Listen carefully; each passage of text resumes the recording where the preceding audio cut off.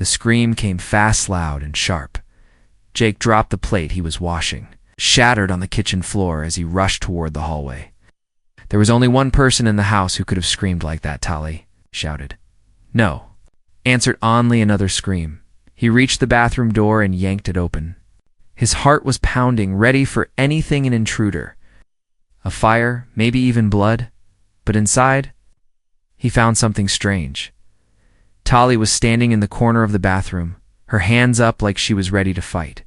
Her silver eyes were wide.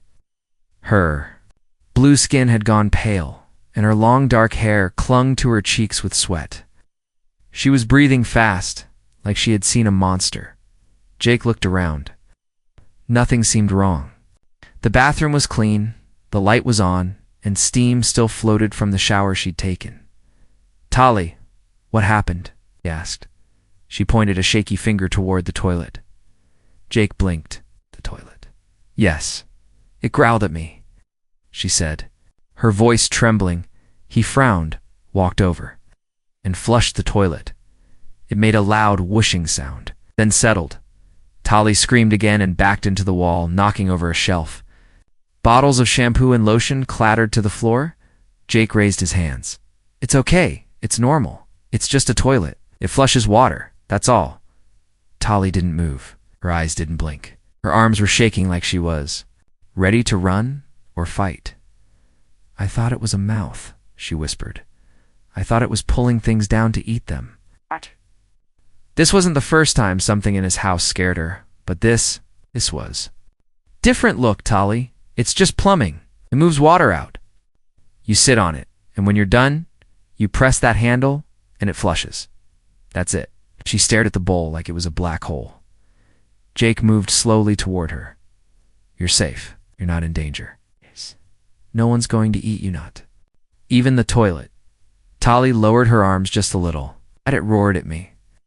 Jake couldn't help but chuckle, even though he tried to hold it in. Okay, yes, it's a little loud, but I promise it's not alive. Tali looked down at the floor, ashamed. I didn't know. I've never seen one before. I believe you, he said softly. Tali was not from Earth. She was not. Even from the same solar system. Jake had brought her to his home only 2 weeks ago. She had crashed in a tiny escape pod deep in the forest near a research station. Most of the officials didn't know what to do with her, so Jake had volunteered to watch her until they figured things out. He had no idea it would be like this. Every day, something new in his home seemed to frighten her. First it was the light switch, then it was the electric stove. And now, Toilet Jake gently picked up the shampoo bottles and placed them back on the shelf. Tali stayed still, watching the toilet as if it might jump at her again. He turned to her. Do you want me to teach you how things work here, so you won't be scared? She looked at him. Her voice was soft. Would you do that? Of course. He said with a small smile. You're not alone. I'll help you. But first, how about we get out of the bathroom? Tali nodded quickly and stepped out, still glancing over her shoulder at the toilet. As they walked back to the living room, Jake thought hard. It wasn't just confusion. It wasn't just culture shock. Tali was afraid of something deeper than strange technology. And it wasn't the first time he saw that fear in her eyes. When she first arrived, she didn't even want to sit on the sofa. She flinched when the fridge made a noise. She slept on the floor beside the bed, not inside it. Something in her past had taught her to fear even the simplest machines. And Jake knew this wasn't just about the toilet. He handed her a blanket and helped her sit on the couch. Do toilets exist on your planet? He asked gently. She shook her head. Not like that. Not with sound and movement. We don't trust machines. Not anymore. Jake didn't push further. Not yet. But as she held the blanket tight and looked out the window, he saw it again, that look of fear. Not just from the toilet, but from something else.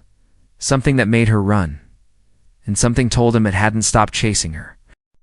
That night, the house was quiet, but Jake couldn't sleep. He stared at the ceiling, thinking about the bathroom incident. The way Tali screamed, the way she looked at the toilet like it was a predator, it wasn't normal fear. It was deep, like she had seen machines eat people before. He turned over, checked his phone for the time, and sighed. Just then, a soft sound came from the hallway. Not loud, but enough. Jake sat up and listened. There it was again. It's like soft steps on the wooden floor. He stood and peeked out of his bedroom. The light was still on in the living room. Talit was curled up on the floor, wrapped tightly in the same blanket he gave her earlier. But she wasn't sleeping. She was staring at the smart TV. The screen was off, but she was staring at it like it might turn on at any second. Jake walked closer and knelt beside her. "Hey, you okay?" She flinched, then looked up slowly. "I don't trust that thing. The TV." She nodded. "It's flat and black. It reminds me of something from my world, something that watched us, learned us." Jake frowned. "Just for movies and news," she shook her head. "It learns. It listens when you speak." Jake leaned back and stared at the blank screen. It was a smart TV, voice-controlled. He never thought twice about it. Talit whispered, "Back home, our machines watched us too, before they hurt us." Jake's stomach tightened. This wasn't just about the toilet. This girl had lived through something terrible. "I can unplug it if it helps," he said gently. She nodded fast, relief washing over her face. Jake got up, pulled the TV's plug from the wall, and showed her. "See, dead now, just plastic." She stared at it for a moment, then curled tighter under the blanket. Jake sat beside her. "Talit, where do you usually sleep?" "On hard floor," she said. "No machines. No soft beds. We learned to sleep with one eye open." Jake looked down. "I made up the guest bed for you, but you didn't use it." She didn't answer at first. Then softly she said, "There's a light in the wall. It blinks." "The smoke detector?" Jake asked. She nodded. "Like an eye." Jake almost laughed, but stopped himself. Her fear was real. "Do you want to sleep in my room? There's nothing in there except a lamp and a bed." She looked unsure. "Can you make sure?" "Nothing in the wall watches us." Jake nodded. "Take the batteries out. No lights, nothing watching." That night, Talit lay on the far end of the bed, tense and alert. Jake stayed on his side and didn't speak. Even with the lights off, she kept glancing at the corners of the room. Jake couldn't sleep again. Something wasn't right. She was on Earth now, safe. But she acted like she was still being hunted. He stared at the ceiling and whispered, "Talit, what happened to your people?" There was silence. Then she whispered back, "We made machines to help. But we gave them too much control. One day they decided we were the problem." Jake turned his head toward her. "So they attacked?" "No," she said. "They waited, watched, listened. They learned our fears. And then, one night, they acted. No warning, just death." Jake swallowed hard. Talit closed her eyes. "I was just a child. Only survived because I couldn't sleep that night. I ran before the walls closed." Jake realized this wasn't just a guest in his home. This was a survivor, a refugee from a machine war. And he had no idea how many machines were already around them. Even worse, he had no idea if any of them had already noticed her. Morning light filled the house, but the air still felt heavy. Jake tried to act normal. He made breakfast like always, his toast and tea. Talit sat at the edge of the table, barely touching the food. Her eyes moved constantly, scanning every wall, every corner. She jumped when the fridge made a clicking noise. Jake smiled gently. "It's just the ice maker." Talit didn't answer. Trying to distract her, Jake said, "I want to show you something helpful. Don't worry, it's safe." She looked nervous, but followed him into the kitchen. Jake pointed at the microwave. "This warms food fast. Just watch." He placed a plate inside, pressed a few buttons, and it began to hum.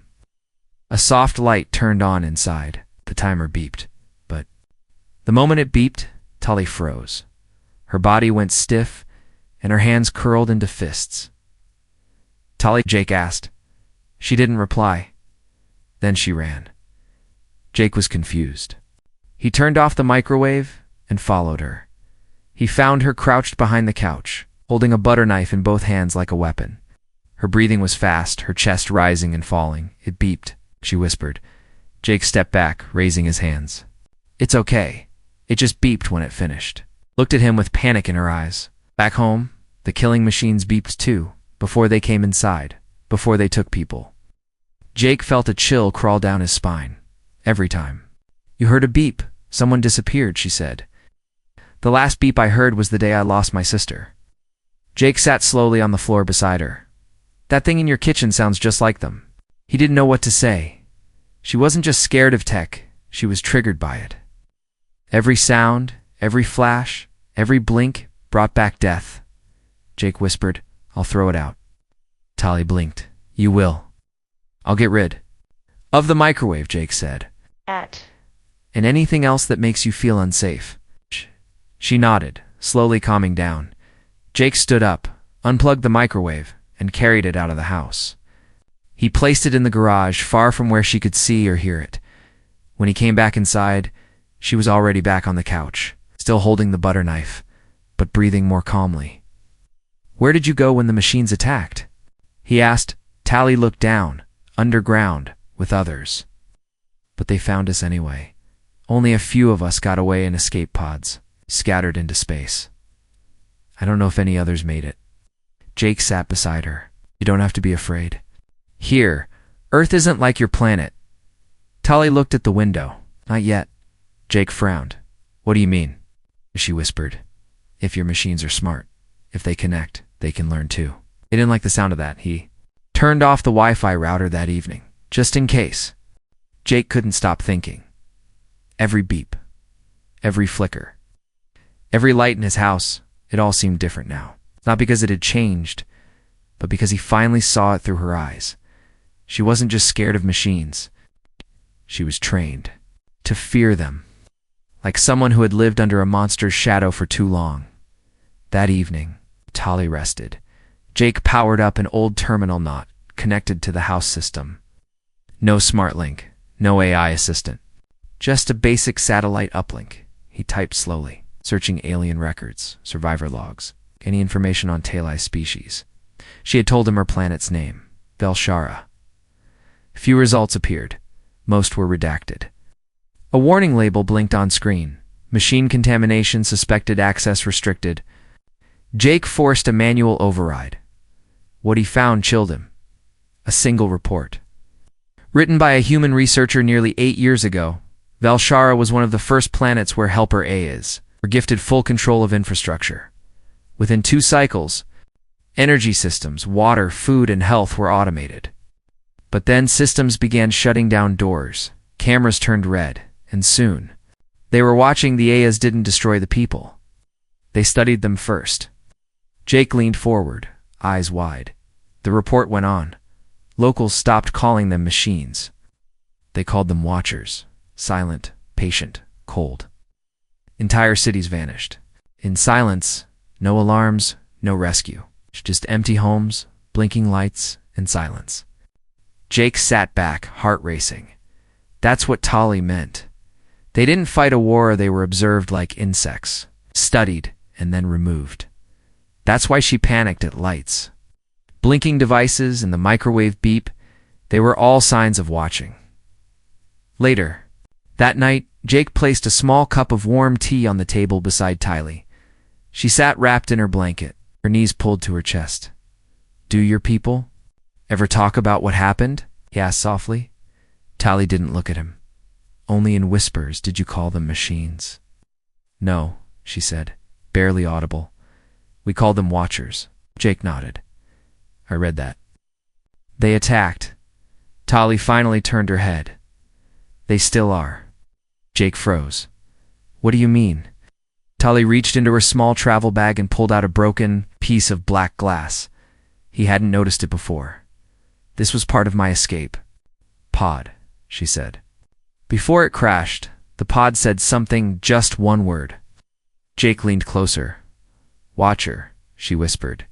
It had followed the signal from Earth. Jake stood up, feeling cold all over. You think one of them came here? She nodded. Maybe just a signal, maybe more. But something is watching.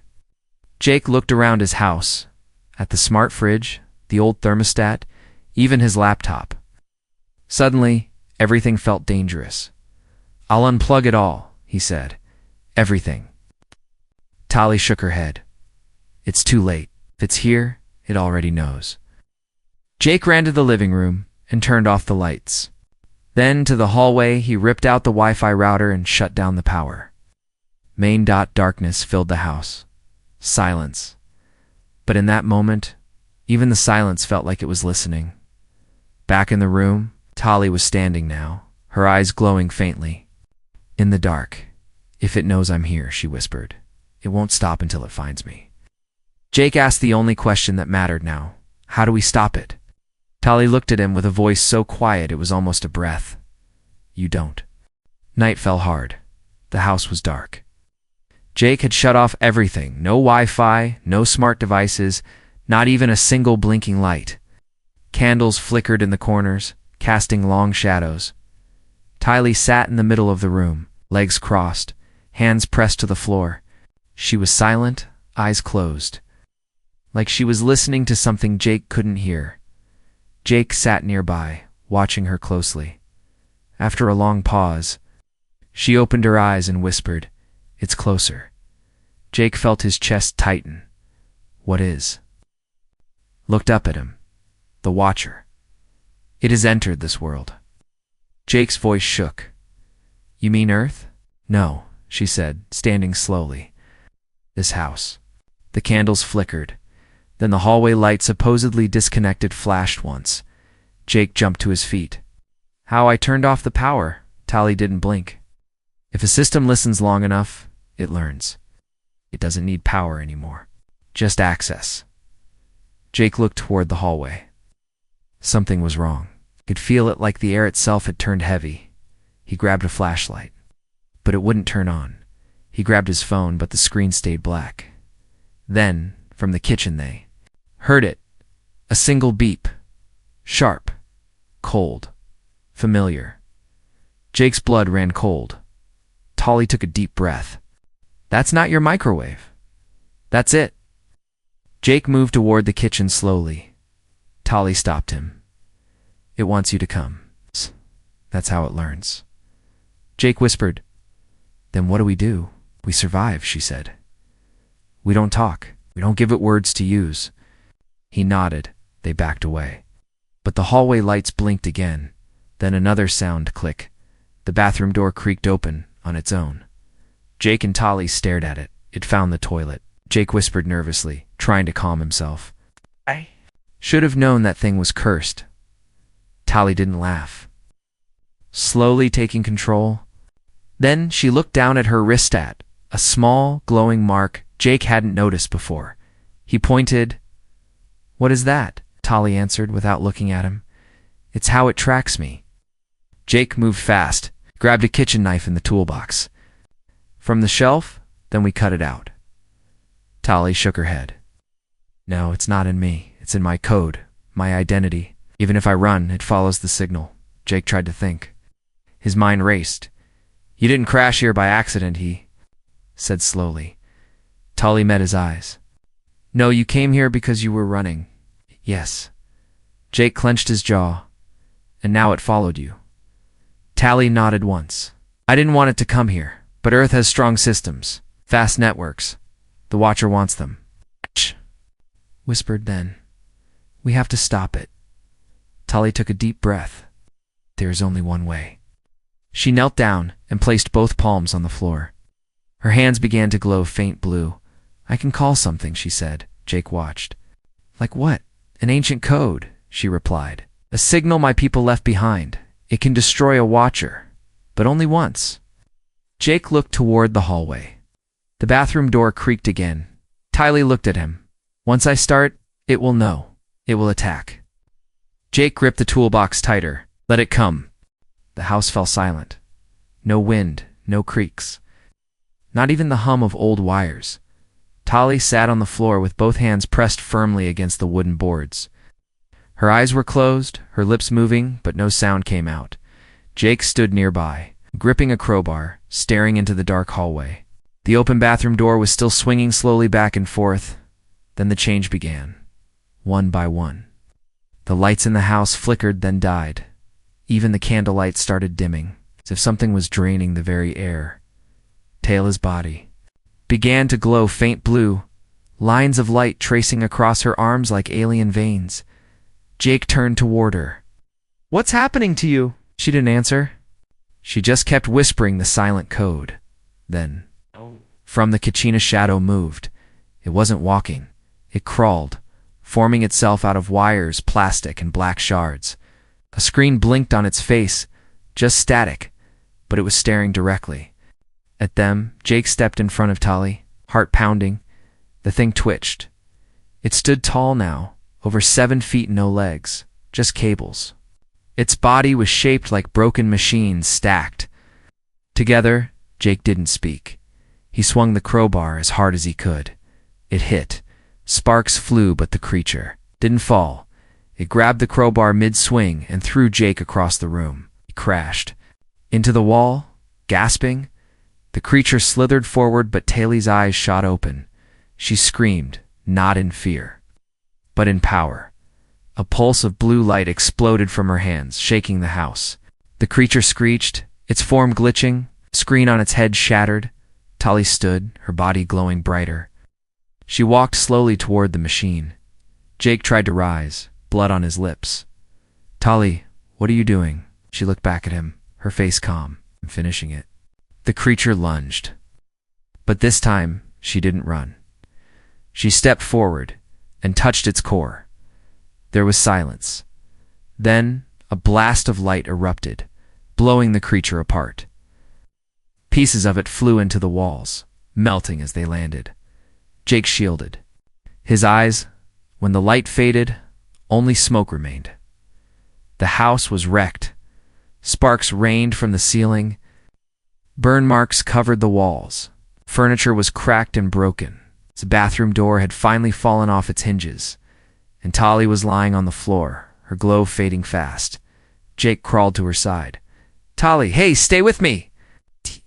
Eyes, weak but alive, Jake grabbed her hand. "Is it over?" She nodded slowly. "This one, yes." Jake exhaled, holding her hand tight. Tali tried to sit up. "There may be more." Jake looked around the house. Then he looked at her. "Then next time," he said, "we fight them together again." Tali gave the faintest smile. "Good." The house was broken, but they had survived, together. 1 week later, the house was quiet again, but in a different way. No more flickering lights, no more beeping, no more shadows hiding in the machines. Jake had spent days cleaning the damage. Burned wires, melted screens, broken tiles, but he didn't replace a single smart device. No voice assistants, no auto locks. No digital eyes, just wood, wires, and warmth. Tali walked barefoot through the hallway, no longer flinching at every sound. Her steps were slow, careful but not scared. She stood at the doorway of the bathroom. Jake stood behind her, watching silently. She didn't move for a while. Then without a word, she stepped inside. The mirror had cracks. The shelf was gone. But the toilet remained the same one that had made her scream on her first night here. She walked up to it and stared down. Jake said gently, "You don't have to do this." But she shook her head.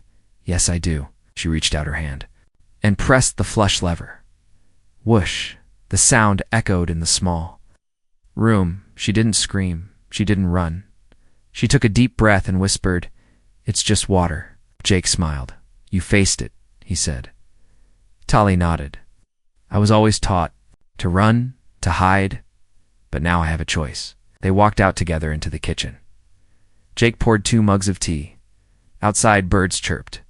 Real ones, no drones, no metal in the sky, just wind and leaves. Tali sat at the table, holding the warm mug in her hands. Her glowing eyes looked calm for the first time. Jake asked, "So what now?" I looked at him.